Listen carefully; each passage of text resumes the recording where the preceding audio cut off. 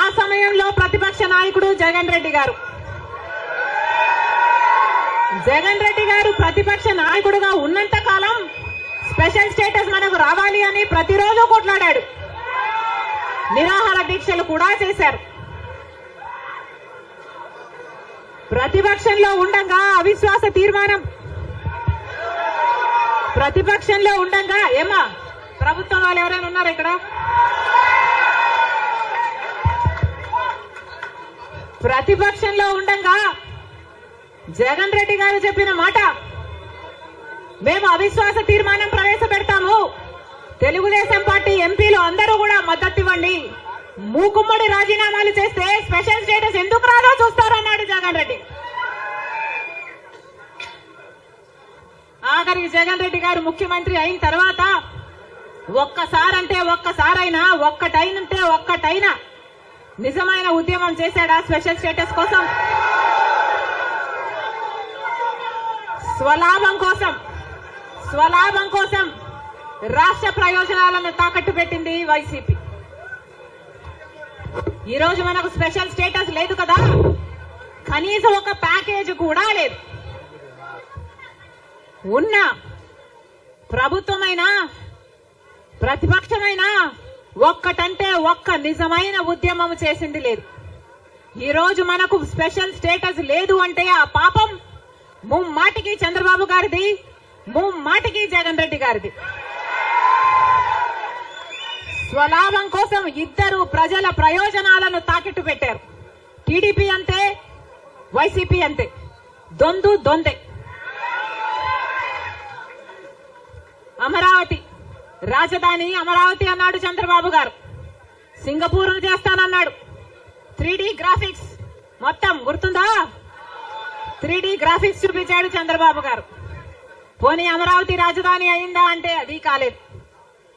జగన్ రెడ్డి గారు వచ్చారు, 1 కాదు 3 రాజధానిలు అన్నారు.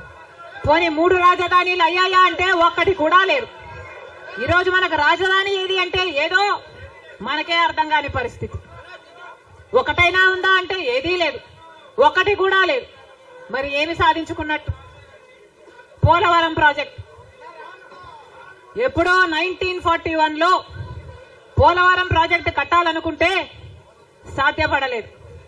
ఆఖరికి రాజశేఖర్ రెడ్డి గారు ముఖ్యమంత్రి అయిన 2004లో రాజశేఖర్ రెడ్డి గారు జలయజ్ఞంలో భాగంగా పోలవరం ప్రాజెక్టును స్థాపించడం జరిగింది. రాజశేఖర్ రెడ్డి గారు ముఖ్యమంత్రిగా ఉండగా పోలవరం ప్రాజెక్టు చెందిన కుడి ఎడమ కాలువల పనులు కూడా చాలా శాతం చేశారు రాజశేఖర్ రెడ్డి గారు. మన దురదృష్టం రాజశేఖర్ రెడ్డి గారు వెళ్లిపోయారు. ఆయన చనిపోయాక మళ్ళా పోలవరం ఒక్క అడుగు కూడా ముందుకు పడలేదు. చంద్రబాబు గారు పోలవరాన్ని తాకట్టు పెట్టారు బీజేపీ దోస్తీ కోసము. ఇటు జగన్ రెడ్డి గారు బీజేపీతో దోస్తీ కోసం పోలవరాన్ని తాకట్టు పెట్టారు. అంతేకాదు బీజేపీ అధికారంలో 10 సంవత్సరానికి 2 కోట్ల ఉద్యోగాలు ఇస్తామంది బీజేపీ పార్టీ. 10 సంవత్సరాలలో ఎన్ని కోట్లు వచ్చుండాలి? 20 కోట్ల ఉద్యోగాలు వచ్చుండాలి మన దేశంలో. ఆంధ్ర రాష్ట్రానికి కనీసం 1 కోటి ఉద్యోగాలైనా ఇచ్చిందా బీజేపీ పార్టీ? పోనీ 10 లక్షల ఉద్యోగాలైనా ఇచ్చిందా బీజేపీ పార్టీ? కనీసం 1 లక్ష ఉద్యోగాలైనా వచ్చినాయా? లేదు. ఆంధ్ర రాష్ట్రంలో 1 లక్ష అంటే 1 లక్ష ఉద్యోగాలు కూడా ఇవ్వలేదు బీజేపీ పార్టీ. ఉన్నవి కూడా ఊడాయి. బీజేపీ పార్టీ ఆ రోజు చెప్పిన మాట, రైతులకి ఆదాయము డబుల్ చేస్తామన్నారు. రైతుల ఆదాయం డబుల్ చేయడం ఏమో గాని రైతులకున్న ఖర్చులు 10 ఇంతలు పెరిగాయి. ఈరోజు అప్పు లేని రైతు ఉన్నాడా?